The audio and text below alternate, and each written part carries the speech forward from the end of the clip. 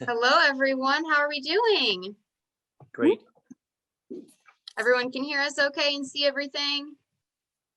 Yes. All right.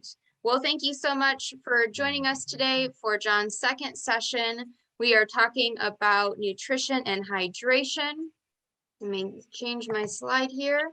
And so we'll be here until 12 o'clock. So John will speak to us. We'll do an introduction for our co-sponsors. And we'll start us off with actually a nutrition video, and then John will have the floor until about 11:45, and then we'll have a 10-15 minute Q&A. So any questions?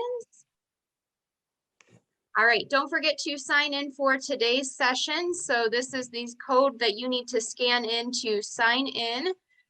Bonus, if you missed this last time, every session that we are going to enter you into a raffle for a drawing for an Apple Watch or an Android watch. So be sure to scan in and sign in for today's call so we can get that documented and get you entered into our raffle. I can also put this up at the end of the day as well. All right, Kathy Ann, are you ready for us to pass it over to you all? Sure. All right, so Kathy Ann is our Mrs. Smith, I should say, and the Cougar Climb are our co-sponsors over at Conant High School. So they're just going to share a brief overview of who they are, what they do, and we'll pass it then on over to John. Yes. Well, I'm going to turn you around and show you. Say hello, everyone. We'll push it down more, Kathy Ann, so I can see the kids. There they are. Yay. Can you tell I don't miss Zoom? Okay. Yeah. So, thank you all for coming. We can't wait to hear John's great talk here. We are a group of about 63 kids now. We represent 17 different sports, and we have approximately 38 AP or dual credit course takers in our group. So we have a lot of very dedicated student athletes in our group. And we're very excited to get going with some fun activities. We're planning for our first fifth quarter event. So Buffalo Grove, Mr. North, I'll probably be hitting you up for some ins and outs ideas, but we're hoping that this is going to be a great event. We're looking to play bags, maybe some board games, maybe some beach ball.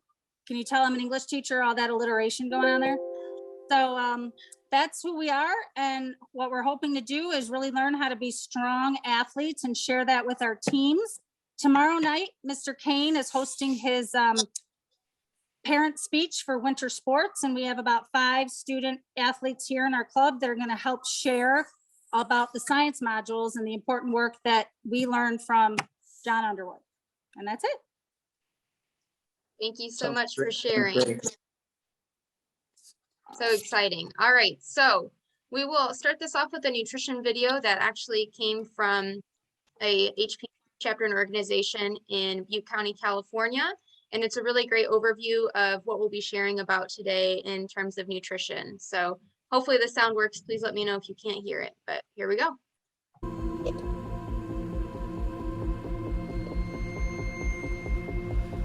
It is no mystery that our American diet is perhaps the worst of all modernized nations. Sugar, fat, and salt levels are critically unhealthy. Most Americans are daily eating as much as 24 teaspoons of sugar, a half a cup of fat, and 2 teaspoons of salt per day. Current food options and eating trends are also very unhealthy. Factors like prepackaged foods, more meals outside the home, more snacks and drinks all increase weight gain and are spreading worldwide. One that is newly recognized and of concern is late-night consumption of solid foods. Eating too late and too much can cause disturbances to sleep cycles. Eating late produces hormones like hypocretin and orexin.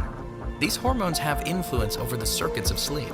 Ordering a pizza and downing 4 to 6 slices just before sleep is not an intelligent choice if you are an athlete. The timing of meals actually influences the brain in many ways. Try as best you can to stick to a time schedule for the intake of nutrients. Your body will establish set points for responding to hormonal changes associated with digestion and blood glucose levels. With sugar in most food products we eat, it is smart to limit as best you can your sugar intake. If you consumed 1 Coke, this is how much sugar you are ingesting. Over the course of 1 year's time, you would consume more than 60 pounds of sugar. Soda is not for sports, not for athletes, and not for performance. A recent study from the UK found that if you skip breakfast, your energy levels can be impacted for up to 9 hours later. Even if you eat lunch, breakfast is the most important meal of the day. Micronutrients, like the mineral electrolyte magnesium, is absolutely critical to brain and body functions. 80+% of athletes are Mg deficient, and especially so if you live in a hot environment. Mg is critical to performance. The ability of brain and nerve cells to transmit information is called synaptic density. The more density, the better the brain can communicate. A good example of this is your reaction time, or high-speed decision-making. Studies have shown that increased levels of magnesium increase your synaptic density. Consider this. It takes 54 milligrams of magnesium to process 1 milligram of sugar. You can see why our high sugar and low magnesium diet is a problem. The good news is nutrition is something you can control. Be mindful of your diet and you'll feel better, train better, and play better. Here's some quick tips to optimize your athletic performance through nutrition. Carbohydrates, carbs, replenish your muscle glycogen, spike insulin secretion, and reduce cortisol, that stress hormone. Protein reduces muscle damage, builds fitness infrastructure, and accelerates growth factors. Use the Power Back diet. Step 1. Take in 4 to 6 ounces of a very sweet drink, 50% Gatorade or Powerade, and 50% water, within 5 minutes of finishing or beginning your training, match, heat, or game. This will trigger a release of insulin, which will result in the restarting of your refueling process. Keep this handy and start drinking it right after your training, practice, or competition. Step 2. Take in a fast protein, liquid form, within 15 minutes after training. Myoplex or whey protein drink, a protein shake, or protein yogurt are convenient liquid protein options. Intaking protein after your physical activity plays a huge role in recovery.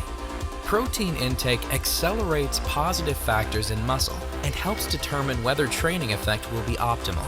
When athletes took in only carbs after training, the majority of training effect was lost. To combat this, have protein in your bag and ready to drink during the post-training or competition meeting or on your way out of the gym. Step 3. Take in 75 grams of carbohydrates. A small box of raisins or fig bars are ideal choices because they don't go bad quickly and are easy to fit in your locker or gym bag. You'll need 2 to 3 fig bars or a whole box of raisins to meet the 75-gram quota. Step 4. Eat a healthy, nutritious, well-balanced meal within 1 hour. Lastly, remember the Dirty 30. These foods slow your recovery and increase body fat. Eat them sparingly or not at all. Sugar cereals, donuts, soda, French fries, white bread, candy, ice cream, cookies, cake, croissants, sugary coffee drinks, energy drinks, chips, pot pies, ramen noodles, fried meat, bacon, salami and pepperoni, hot dogs, onion rings, nachos, crispy chicken sandwiches, margarine, gravy, Caesar dressing, mayonnaise, cheddar cheese, alcohol, ranch dressing. Don't waste your effort. You're putting time in to train. Make sure to prioritize your nutrition to recover and adapt.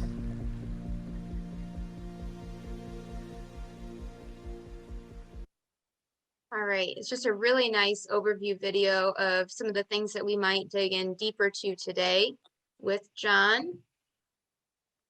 So let me make, I didn't put it in there. Well, I'm going to introduce to you John Underwood real quick. John is our amazing speaker for this series, and he has developed Life of an Athlete Human Performance Project over 20 years ago and has been doing over 40 years of research with a lot of professionals from the NFL to the NBA to collegiate athletes to veteran Navy SEALs. John has seen it and done it all. And so we are thrilled to have him back again for a session on nutrition and hydration.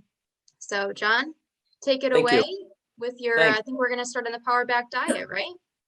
Yeah, Yeah, and thanks a lot to ILHPP for the series, and this is the second one, and hopefully you'll get something out of this. You'll want to listen into some other topics because I pretty much spell it out to you today that sleep and nutrition are probably the two biggest contributing factors to performance, and we'll go right into it and describe some of that for you. But also to Conant High School and Kathy Ann Smith and John Kane for being the MCs and the hosts of this session. Thanks a lot. We got a pretty big following in the Illinois, around the metro area, Chicago metro area, and it started in Barrington, but it spread to a lot of schools. And I guess our biggest purpose is really just to share with you guys things that matter and count as far as performance, and not to just say that this is for athletes. If people think that they can, that's their prerogative. But I mean, any performance capacity, mental or physical, depends on these same factors. So anyway, I sent a huge list to Kathy Ann Smith, and we sort of had to narrow it down because we don't have a lot of time. But so what I basically narrowed it down to, and she picked them and highlighted them on my list, was the Power Back diet, which you're looking at the cover of one of them here, and you guys can have this. It's been free since we produced it. I started writing it, oh God, decades ago. I actually first wrote it for USA Wrestling. Had a wrestling coach just come up and say, my best state place winner on my team makes weight, and I went in the locker room, and after weigh-ins, and he was, eating a bag of Boston cream donuts and washing it down with a Coke. And he said, I just stood there in the end of the aisle of the lockers, and I couldn't believe what I was seeing. But he said, could you write something up for just basics that kids could start to understand how critical nutrition is in how you feel and how you perform and just about everything else. So that's how it started. And it's been used even internationally by Olympic committees, and junior athletes get educated at a much higher level in Europe and other countries than we do.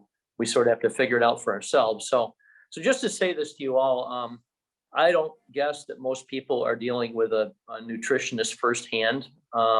Most schools don't provide a nutritionist or a sports psychologist or a physiologist or a lot of the things you really need. You have to sort of figure it out by trial and error. And a lot of people make some pretty big errors in these areas. So I'm going to give you some of the things we picked out besides the Power Back diet. And most of the information, it's 36 pages long, which is not a long document. It's got things in there that you really need to understand. Availability of food, simplified basic nutrition, vitamins, minerals, protein, carbs, fat, healthy snacks versus snacks that do you in, like the ones on the Dirty 30. Some people, the Dirty 30 is their whole diet. I'm sad to have to tell you that, but it's just the way it is. The timing of meals and the timing of taking in your nutrients is just as important as what you take in. And it starts out with basics, like what you take in is what you get out of your body. It's no different. Your car can't run on water. And then I'll go into pre and post and multi competition, where you might be at a tournament and have to play 3, 4, 5 contests, or run 3 events, or wrestle 3 matches in a day. And then we have some time at the end, some of the problems that you might have with your nutrition. So, Kathy Ann, do you want to add anything to that? No, I think Okay. you're doing a great job, and Okay. keep it up. All right. So here's some of the things. Power Back diet is the source of this information. It's from science. It's from studies. It's not something somebody made up to. I'm not a nutritionist, but I worked with some of the best nutritionists in the world. I've actually gotten to speak with nutritionists on the world stage at the pre-Olympic events and the World Sport Forum. The last time I did it was in South Africa, and I actually spoke with South Africa's nutritionist. So here's some of the other things we went into, is that what could we paint for a picture for all of you of balanced nutrition, how much it affects both mental and physical performance. You can't separate both from each other. If you're talking about performance, there's a mental aspect to your game. There's a physical aspect to your game. We train your body, we train your mind. In anything, dance, music, art, academics, it all revolves around really around your glucose levels, which is the fuel that our brains run on and the fuels that our muscles run on. Also to talk about performance based on recovery and repair and growth, because you guys are all growing right now. It's not like you're through the growth spurt. Even if you're a senior and you're real physically mature and maybe you started really young, maturing ahead of other kids, you're still growing. Into your early to mid 20s, you're still growing. And that's important to remember, because this is when you lay down a lot of, through your nutrition, you lay down a lot of the basis for your future physically. Then we'll talk about meals, why 3 meals a day doesn't work, why you have to take in extra feedings or snacks during the day, because your blood sugar levels won't support physical work. And then we'll talk about what happens at the end of the day when you guys go to practice or you go to your extracurriculars and, you ate breakfast at 10:30 or, you ate lunch at 10:30 or 11 o'clock or 11:30 and you haven't had anything in your system. And now it's 3 o'clock and you're supposed to go physically perform or mentally perform. And after that, I'll give you at the end a nice wrap up by giving you the top 10 Olympian foods, and you can see how many of them are in your arsenal for being able to use them. So if you go to my next slide, Kira, it's number 2. It would be the fact that you have to have energy to perform, to recover, to repair, and to grow. And it's that energy comes from food sources, just like your car needs to run on gas, your body needs to run on energy. And if you don't have enough energy, all your systems slow down. Recovery slows down. Training effect is pretty much a wash. You may have done a great workout, but that's the stimulus for training effect to take place. But after you're done with the workout, you have to recover from it. And after you recover from it, then you get the benefit of all that hard work. So, you can do great workouts, but if you don't have good recovery, you'll never get the benefits of your condition going up or being able to run faster or have more power or any other capacity. And that's all driven by nutrition. We'll talk about that soon. If you go to slide 3, here's 3 meals a day, and the pink is your meals. So there's breakfast, lunch, and dinner. And in between our meals, most people just don't take any nutrients in. Now you're at school, and Kathy Ann asked me to talk about this. You can't eat in classes, but maybe between classes, you can have some nutrient uptake or intake, so that you don't just go hungry and have these like mini fasts between breakfast and lunch. That's, if you ate breakfast at 7 and you get on the bus, you go to school, by noon you eat your lunch. That's 5 hours. That's just too long. And what happens is you actually start to fade mentally and physically, because your blood glucose levels drop. Your blood glucose levels go up after you eat breakfast, but then they go down all during the morning. And then you eat your lunch. And a lot of it also depends what you eat for breakfast and what you eat for lunch and what you eat for dinner. And then the longest fast, of course, is at night when you're sleeping. If you look at the orange, the big orange divot there at the bottom, that's nighttime sleep. And unless you get up in the middle of the night and eat foods, which isn't a smart idea, you can end up. Most people end up in the morning with sometimes borderline even low blood glucose levels, and that's not good. So if you do morning training, for instance, if you get up in the morning and you don't elevate your blood glucose levels, we know that there's really not a lot of impact in training. And also a lot of times people have said to me, well, should I get up and train and not eat anything, or should I eat something? And your hormones don't actually elevate in a lot of respects, especially training hormones, until you take something into your system and have your blood glucose levels go up. So, you don't have to eat a lot, but you have to have something in your system, or that can be a wash. So, you have to have snacks during the day. So if you look at the 3, the 3 pink mountains there of breakfast, lunch, and dinner, sometime if you go to the next slide, you've got to have something in your system at least every 4 hours, and that's even pushing it. So for instance, you eat breakfast at 7 and you don't have lunch till noon, that's 5 hours, that's too much. And your blood glucose levels only have dropped and dropped and dropped throughout the morning. And even from a cognitive function of thinking, like you're in school and in your classes, a lot of times you can start to lose it mentally because your blood glucose levels reach a critical level, and you can't focus and tune in and concentrate, and certainly it would affect you academically. There's no doubt about it. And we know, like for instance, kids who come to school and don't eat breakfast, it's really hard as far as learning, even, and that's been known for decades, but still a huge problem in elementary, middle, and high school and colleges. So go to my next slide. And I'm sorry I'm moving fast, but I want to hit a lot of things. The time of day you eat is critical, and I could say this: athletes are creatures of habit. Anybody who wants to be successful is a creature of habit, and I could pretty much recommend that you do the same things, same time, the same way. I'll tell you, even if you're an athlete, you probably have your rituals for getting ready for a competition or a race or a match, or maybe some of it's some magical things you do, but to get yourself get your head on straight, and to get excited enough to perform. And we'll talk about that too in some of our future episodes on these podcasts. But I just did an analysis of athletes' times, what's optimal times for athletes to eat meals.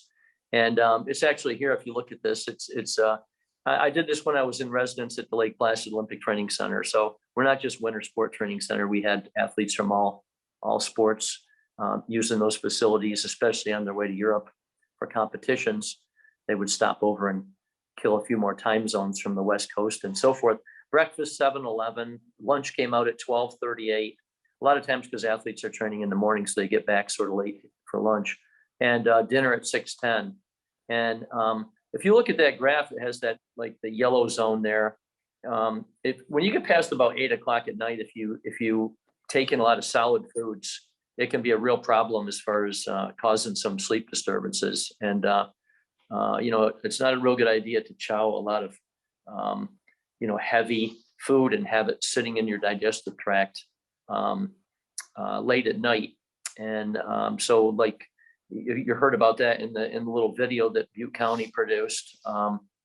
Just not smart. I mean, if you want to have something simple, you want to eat something that either pastes up really quickly, something that really doesn't take a lot of digestion, or a bowl of ice cream, yogurt, something that's not going to just be taking a lot of energy to break down and digest, like the example, 4 to 6 pieces of pizza. That's a good one. So if you go to the next slide. Kathy Ann, did you have a question? Yeah, I do. Can you hear it? Yep. So you mentioned something that I know would affect a lot of these kids. Many of them will skip lunch sometimes if they have to go take a test, or if they're going to see a tutor.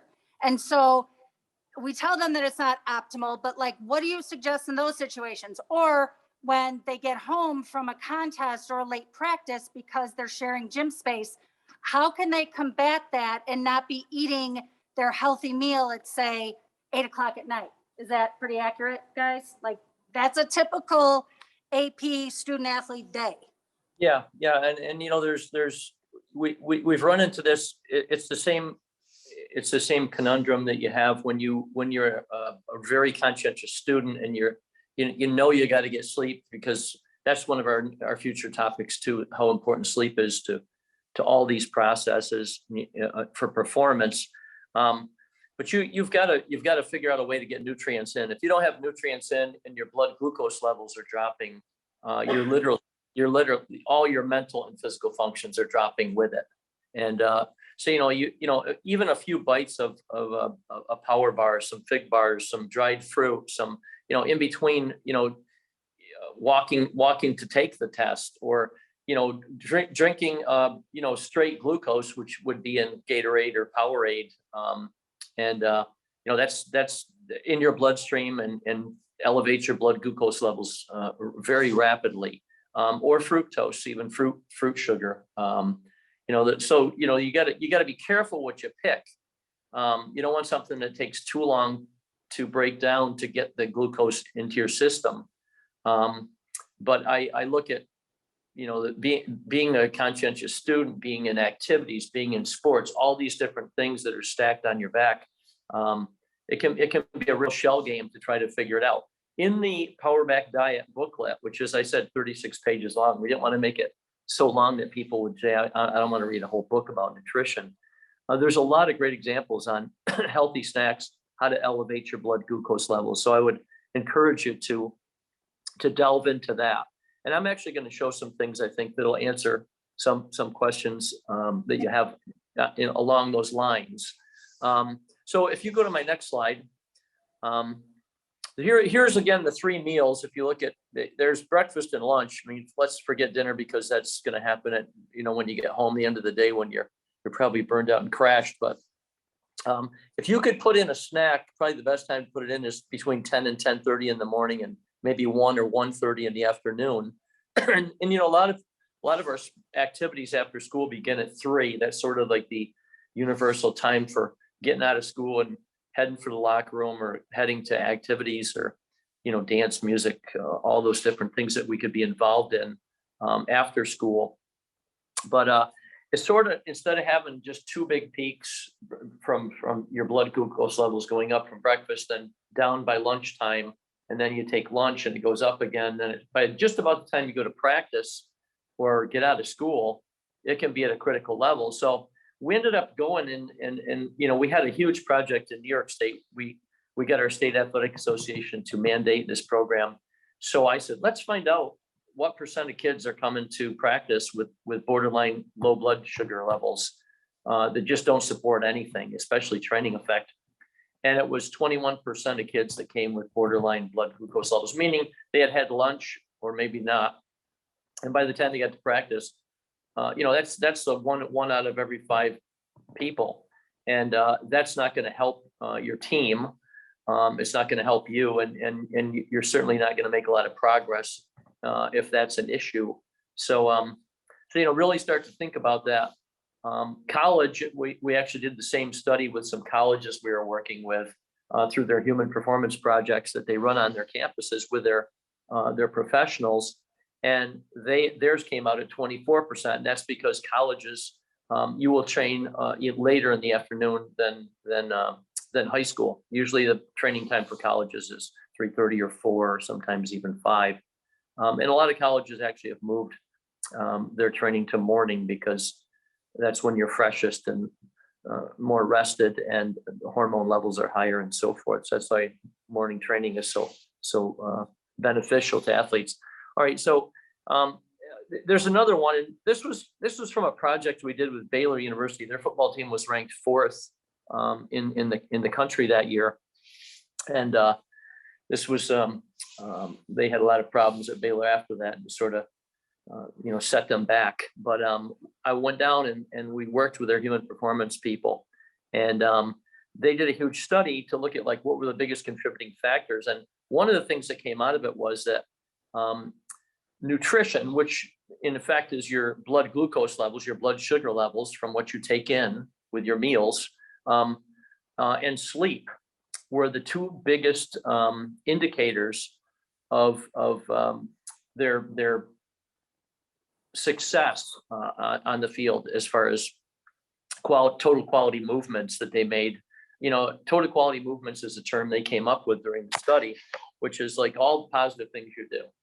So you didn't miss an assignment, you didn't make a mistake, you didn't fumble, you didn't drop the ball.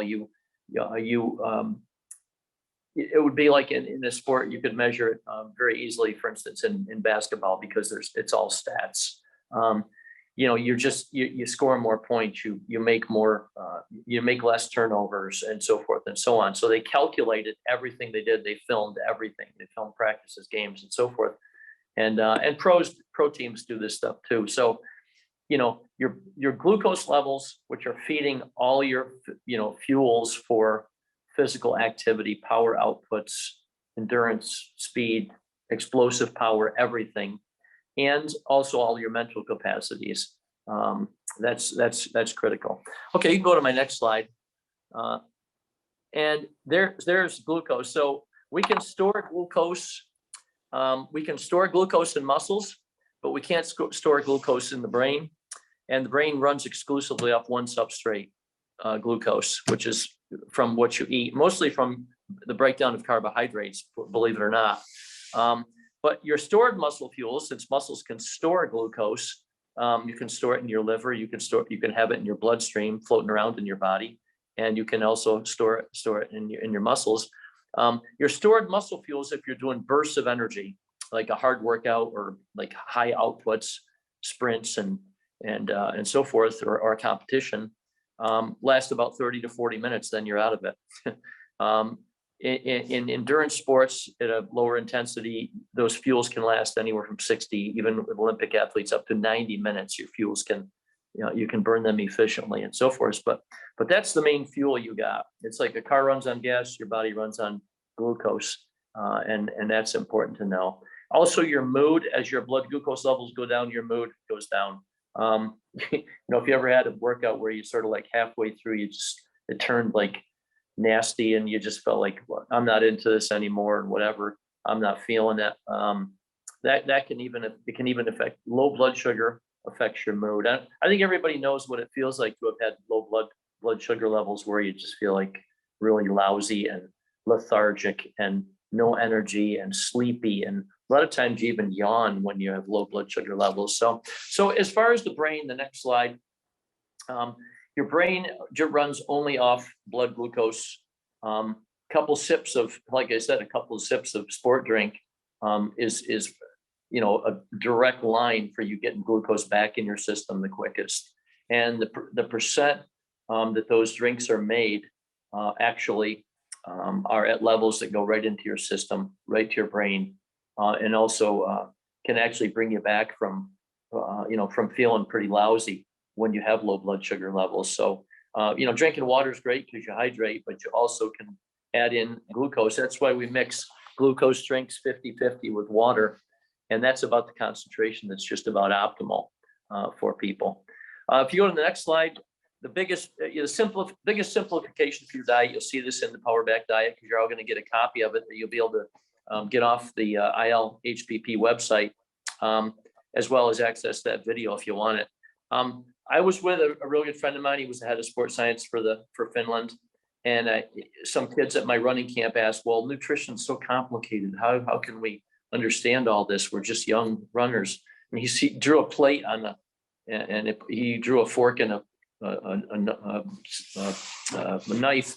And he said, it's not complicated. He said, here, put on your plate when you go to the cafeteria, 1/3 protein and fat, and 2/3 of your plate, fill it up with carbohydrates, and you'll have just about everything you need. And so anyway, the biggest reason for this is that carbs are very quick turnaround time. And the next slide shows it. You can turn around carbs and break them down fast and utilize glucose from carbs very quickly. Protein takes a real long time and fat takes even longer. So, most athletes, the majority of their diet comes from carbs. And even athletes that are in sports where they're trying to maintain a lot of mass, and these great big giant guys, a lot of times they eat too much protein. They don't have enough carbs. Those guys run out of gas all the time. And I've actually done lectures to, Alabama football and all these big programs where I'll go, you guys got to get the carbs, or you're just going to be running on empty because you don't have the turnaround time when you're training 2 times a day. So that's a really important one. If you go to the next slide, other sources of carbs besides pasta, which almost everybody names as their first choice for carbs, breads, rolls, probably the best source of all, a baked potato. I mean, same thing the night before an important competition, when you want to load up your muscles with stored glycogen, which is the stored kind of glucose that we can store in our muscles. Baked potato is pretty hard to beat. And that's something that's overlooked, as is rice. If you go to the next slide, we found when we started doing those studies, it takes about 40 to 54 hours to turn a steak into any usable muscle fuel. I'm a steak eater. I love steak. I've loved it since I was a kid. Our house, we had four athletes and state medalists in New York State in my family. and my dad was our athletic director, and we ate a lot of meat in our family, meat and potatoes. But you got to have protein. But if you look at this, people eat too much protein. If you look at the steak on the bottom in that picture, and that's just from one of our items we posted once, you can only uptake about 20 to 30 grams of protein from a meal. So if you eat a giant steak like the one on the plate there that's as big as the plate, that little square is about as big as a piece of protein as you really need to have. There's a rule of, not rule of thumb, but a rule of hand. A piece of protein, if you could draw a square on the palm of your hand, that's about the size of a piece of protein that your body can actually break down and uptake and utilize over time. But that's going to take 40 to 54 hours. Next slide. The most important meal of the day is breakfast. Grandma knew that. Great grandma knew that. Everybody knows that. Ask your parents; they'll tell you you got to eat breakfast before you head out for your day. Just as important to eat breakfast as it is to eat the right things for breakfast. It's not Cocoa Puffs and Fruit Loops and sugar laced donuts and so forth. The EU did a study on nutrition. I know a guy from Finland that was involved in that study, and they actually analyzed everything you could eat for breakfast and found that oatmeal with yogurt and fresh fruit was the single best athlete breakfast, or breakfast for physical and mental function. It actually satiates you the most, meaning you feel full the longest after eating it, and it disturbs your blood glucose levels the least. If you eat sugar, you get a sugar high, your body dumps insulin, and then you get a sugar low, and you just feel horrible. You feel even worse than you do if you ate, than if you had low blood sugar. So I was down with the Miami Heat the first time I went there, and I spent a couple days down there with the team and all their experts. And so I was eating breakfast at their hotel. They own their own hotel, and I was the only one staying there. And I was having my normal breakfast: oatmeal with fruit and yogurt, fresh fruit, and coffee and an orange juice. And went in and talked to those guys the next day. And the day that I got there, I'm there to observe. Guys were coming in with like Cokes and sausage McMuffins and stuff. And I was like, you got to be kidding me. So I was there one day, spoke to the team, left. And the next day I got an email from their head coach. I don't know if you can read it. It just says, thanks for the great day yesterday. The guys are talking today. They had their oatmeal this morning. And that's how fast it can change if you start to put it together and understand how important it is. And especially the first thing you eat in the day is critical. Next slide. It was in the video you watched. UK did a study, found you can have disturbances up to 9 hours after not eating breakfast. So I heard Kathy say not eating lunch. That's not smart either, because you're going to have nothing to run on when you get to the end of the day. And that's mental and physical again. But to think that you could, not eat, breakfast, and then you're going to be suffering for a long time. It's not the way to go. Last but not least, the single biggest factor in recovering from stress is to get some liquid protein in after you train.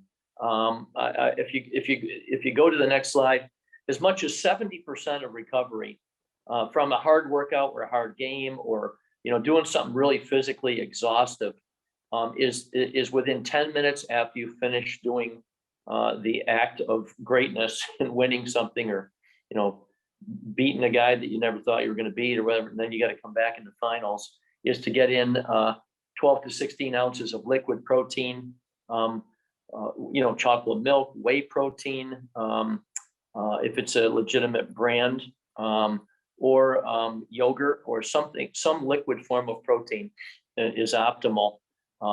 And it jumpstarts recovery by about 70%. If you don't do it, everything comes to pretty much a screaming halt. Next slide, you got muscle damage. On the left, there's 3 pictures. That's an easy workout. You can see the muscle is still uniform. There's no damage, hardly any damage. That's like if you went for an easy 20-minute jog, or you didn't do much that day. You were doing walkthroughs and plays, and you're resting up for the game. If you do a moderate workout, you can see that the muscle tissue expands. You can see some damage. And if you do a really hard workout or play a really hard contest, your muscles are trashed, and you sure feel it the next day too. That's all got to be repaired. And if you go to the next slide, here's the difference. Blue is if you take carbs in, this is the amount of damage after doing some maximal work. If you take in protein in the red, it blunts the damage from exhaustive physical work by about 83%. If you take in carbs, you can see the damage is still huge. And if you don't take in anything, which is what most people do, you just got damage and your muscles are trashed and they look like the third picture on the previous slide. So right after you train, if you take in a liquid form of protein, you're helping your body start the repair process. Nutrient uptake is the highest 10 minutes after you do exhaustive physical work. So the sooner the better. So come off the field, go to your locker, mix up your shaker or whatever you're going to drink and drink it down. And at the same time, get in 75 grams of carbs. The two simplest sources, raisins, little box of raisins is 75 grams of carbs, 2 to 3 fig bars, fig Newtons, 75 grams of carbs. We got a school in Wyoming. They won 6 state championships in 6 different sports one year. Fantastic sports school, amazing sports school at any level, in any of the 50 states. And they had vending machines with just stuff that was 75 grams of carbs. And it was down by the athletic director's office. And athletes knew that they could get their carbs from fig bars and gummies. And they put stuff in there that was 75 grams of carbohydrates and raisins and so forth, nuts, peanuts, and cashews. And so anyway, that's important. You got to get in 75 grams of carbohydrates too. The next slide, and this is the science of this, is immediately after doing exhaustive physical work, you can see there's a huge increase. If you take in protein, there's a huge increase in whole muscle size, strength, and then an increase in whole muscle size, which is they're measuring it in the quads, your upper legs, and then huge increase in muscle fiber size, which those two things are connected, meaning new muscle mass was forming. And if you waited 2 hours and didn't take in the carbs and protein, the 75 grams of carbohydrates and the liquid protein, you got nothing, and you actually decreased muscle fiber size. So that's not what you want, believe me, if you're an athlete. In the next slide, if you look at the increase in new muscle mass formed in both the endurance and speed and power muscles, you get huge gains if you get the protein in. And in the carb group that just took carbohydrates in, nothing and nothing. So for sure, it's the liquid protein that makes the biggest importance in new muscle mass forming. Last but not least, and I found a new term for this, and it was so interesting. I thought I would actually. It's called shortfall nutrients. So here's a shortfall nutrient, magnesium, and I hate when they call it Mg. That's the abbreviation of it.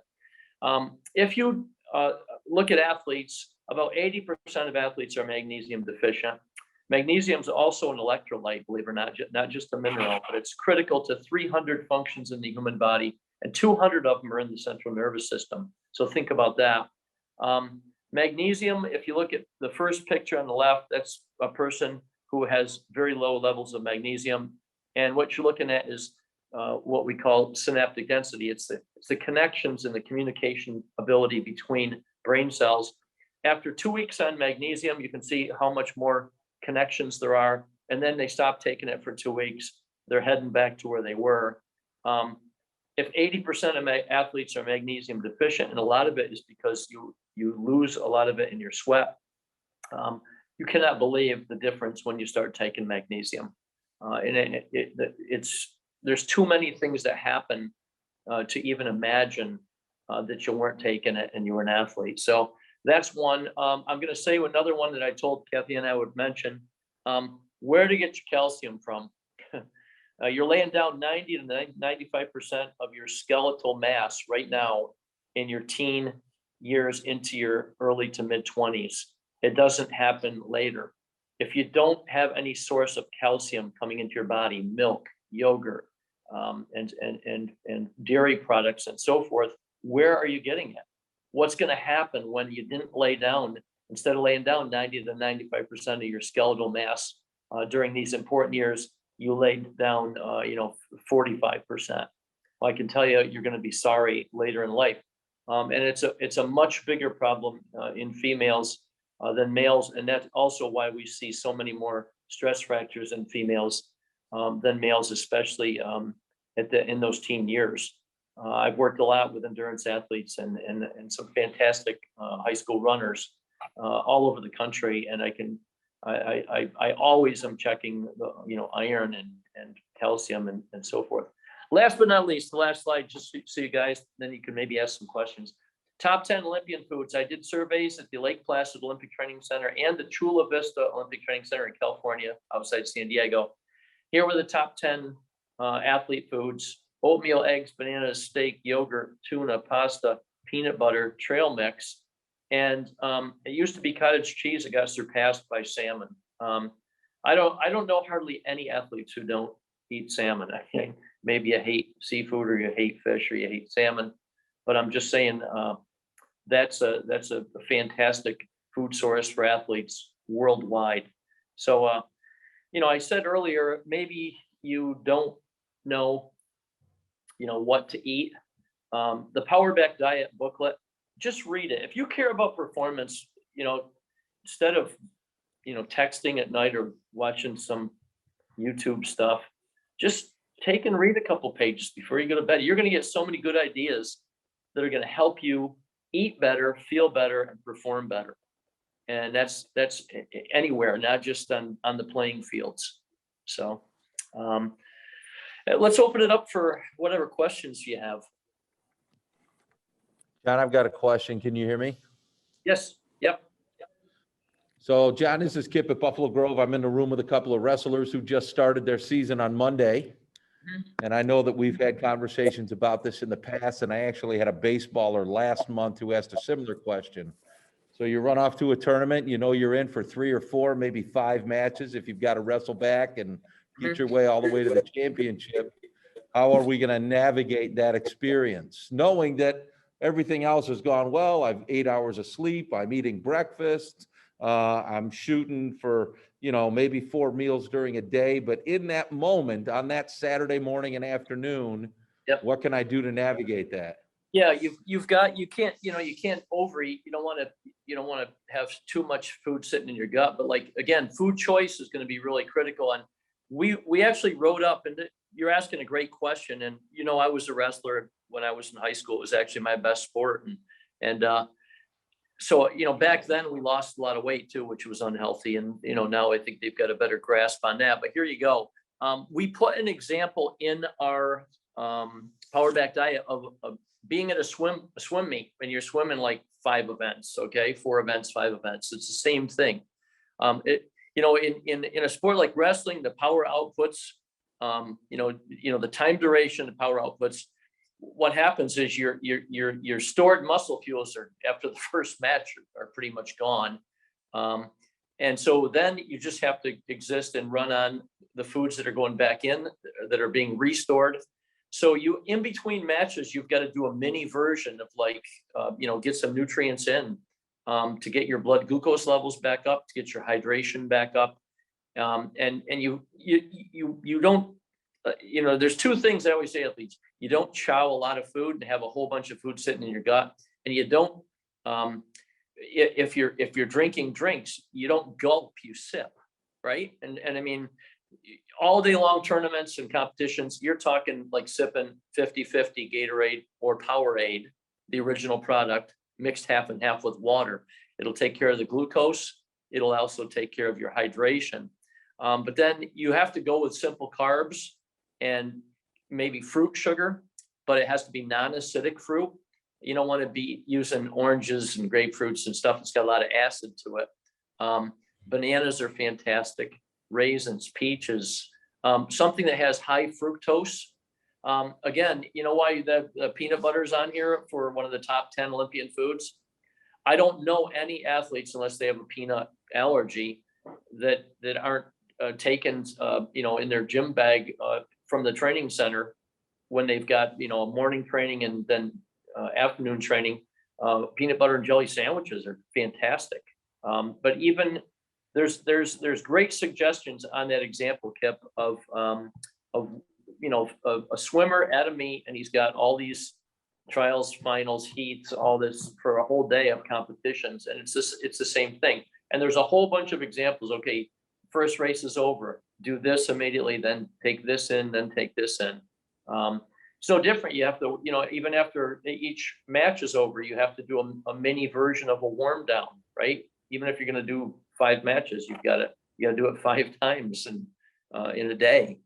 Otherwise, you go into the second match and you might still have some residual or a whole bunch of lactic acid still sitting in the system from or residue from a previous match. So there's a great example right in that power back diet. And some of these things like the track meets, I used to sit around the whole day, and I was one of the lucky guys that got to run the 4x4 at the end of the last event of the meet. And some of you guys know just what I'm talking about. You ran 2 individual events, and then you had to run the 4x4 and you leave it totally anaerobic event and leave it all out on the track. Now, if you haven't had anything to eat all day, there's only one place for your performance to go, and that's down. So Thank you, John. Any other anybody else? questions?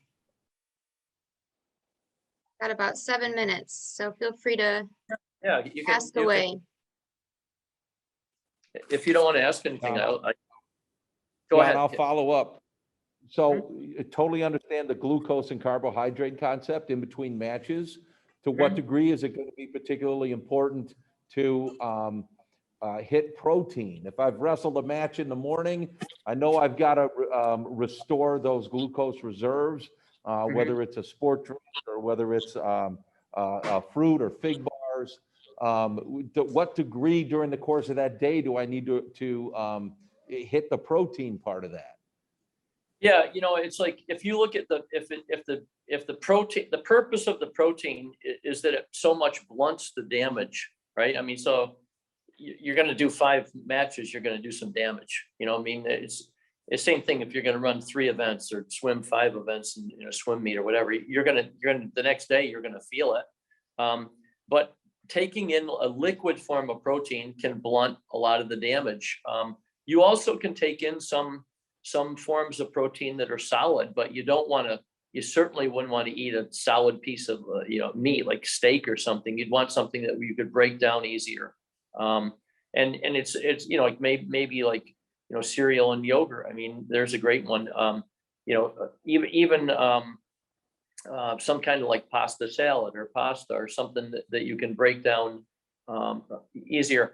Carbs are pretty much what you patch through in those situations where you're in an all-day competition, but some level of some amount of protein has to be taken in, and most of that's just precautionary. They just started some of the first studies realizing that, all right, say you had to do a really hard workout, and you took a little bit of protein, liquid protein, before the workout.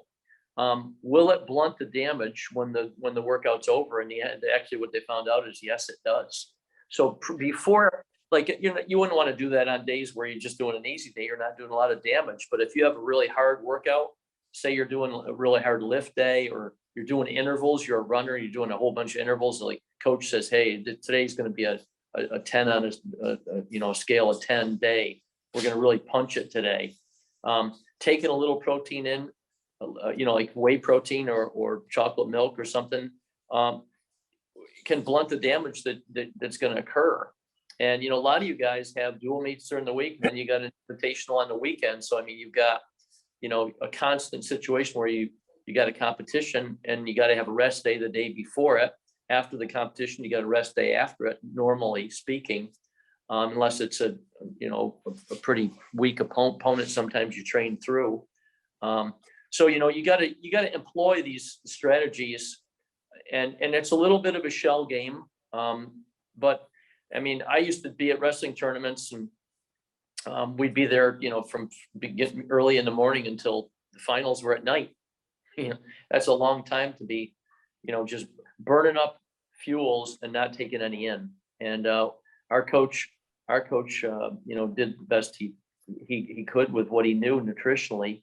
But I remember him, like, sometimes if we'd make finals, he'd have some of the assistants take us out and we'd go have a steak somewhere. And I'm like thinking, that wasn't a smart move, but.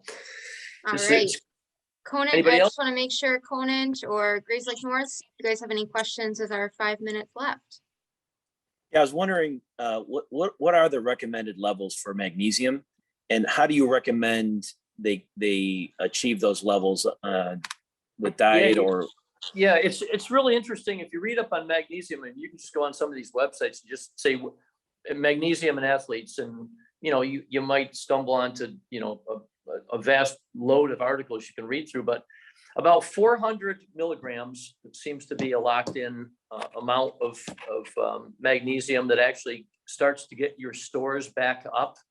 And what happens is magnesium, 400 to 600 milligrams is what you'll see in the Power Back diet, but you have to take it for a while to get it to go back up. And I actually have experimented with this, and we think that like after 3 to 5 days of taking magnesium, you start to actually feel it. You feel faster, you feel more energy, you feel quicker, like your thinking processes speed up. But if you look at the picture of synaptic density in that slide that I showed you, and you can get these slides also from Kira and the crew at ILHPP. You look at that slide and you think to yourself, okay, mental mistakes and speed and like reaction time and outthinking somebody. I mean, half of some of your sports are, that's the sport itself. Look at basketball, and same thing with wrestling. Like, it's all reaction, to an opponent. So you think about if you can speed up that process, how much it affects you. But of the 300 things magnesium was involved with, 200 were in the central nervous system, and magnesium is so overlooked, and we take it all the time. I mean, like, if you don't need it, it doesn't build up. It's not toxic. If you took, I looked into like Nature's Best, I think is one of those vitamin companies that it's on all the chains, but we bought magnesiums that are in these capsules, black capsules, and more of it is absorbed if it makes it through your stomach into your intestines. And these black capsules were like, they feel like they're rubber, they're so hard. Rather than a magnesium pill, we took the capsules, and they came in, I think, 250s. And so if you took 2 of them, that would be 500 milligrams, sort of put you right in the middle of our range, 400 to 600 milligrams. And, it's the side effects of magnesium, pretty minimal. Some people, I always say it's good to start taking something and get used to it. It's like you guys if you have some magic pre-competition meal that you always eat, and that's how you run your best, you can experiment with it, but only you go with what provides you with the best results. You don't switch stuff every time. If you're used to eating your oatmeal and going out and, running the state cross country championships and, having a great race, go with it. But, yeah, 400 milligrams. Like I said, if you got 250 capsules, puts you right in the middle of the requirement. All right, well, that wraps us up to 1 o'clock, I believe. So thank you, John, for answering some of those questions. If there are any other questions, feel free to email those to me and I can forward them on to John and get you a response. Otherwise, this will be recorded. I'm going to re-add this. Let me get this back up here. And can you guys see my screen? Okay. Yes. There's John's slide. It got way pushed back there. So this is just to wrap it up, and then I'll also throw on the QR codes as well. So we've got a coaches clinic coming up next Friday if you have staff that are interested in that. Any students here for the SLC, we got a meeting next Tuesday night, and our next session with John will be December 9th at noon. So let me quickly scroll back. I should put it back on the end slide here. There's the QR code to scan if you missed that, to sign in today. So. All right. Thank Well, you thank all. you. This was awesome. Thank you. Say goodbye. Thank you. Goodbye from Russia. That's where I am right now. Take care. Bye. Goodbye, everyone. Thank you so much. Thanks for being here. Thank you.